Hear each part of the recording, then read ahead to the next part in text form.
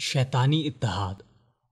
مارچ 2011 کو شامی dictator Bashar al Assad کی جانب سے شامی عوام پر ظلم و تشدد کا ایک نہ تھمنے والا سلسلہ شروع ہوا۔ اس سلسلے میں تیزی تب آئی جب بشار الاسد نے عوامی مزاحمت سے بوکھلا کر نہتی عوام پر کلورین گیس کے ممنوعہ کیمیائی حملے شروع کیے۔ 2016 میں جب یہ کیمیائی حملے اپنے عروج کو پہنچے اور شام کے تاریخی شہر حلب پر بشار الاسد کی افواج نے کلورین گیس کا وحشیانہ حملہ کیا تو پوری دنیا کی نظریں کیمیائی حملے سے متاثرہ افراد کے بلکتے جسموں کو دیکھ کر چندیا گئیں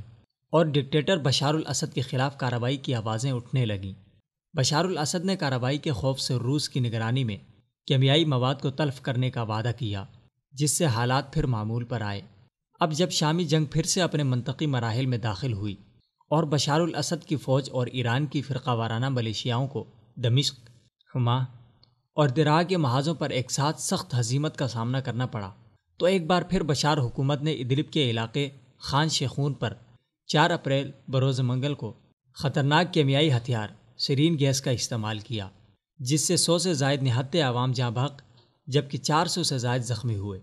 اس حملے کے بعد ایک مرتبہ پھر اہل دنیا کا دل دہل گیا اور بشار حکومت کے خلاف غیظ و غضب میں اضافہ ہوا۔ امریکہ نے بروز جمعہ 7 اپریل کو بشار حکومت کے زیر کنٹرول الشعیرات نامی ایئر بیس پر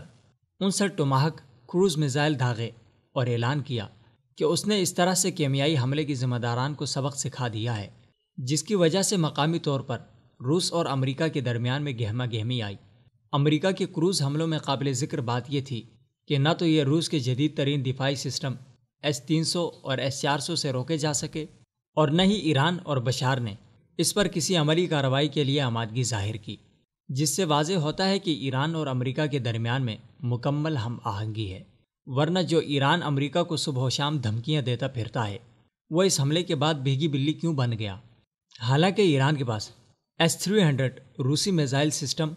اور اس کے علاوہ ایسے میزائل سسٹم ہیں جس سے وہ امریکہ کے علاقوں میں موجود بحری بیڑوں کو نشانہ بنا سکتا ہے، لیکن شامی عوام کی قتل و غارت کا یہ ماسٹر مائنڈ مکمل طور پر روس اور امریکہ کے سامنے عملی طور پر جی حضوری میں مصروف ہے، جبکہ یہی ایران عراق میں امریکی جہازوں کی بمبارمنٹ کور میں اہل سنت مسلمانوں کا قتل عام کر رہا ہے۔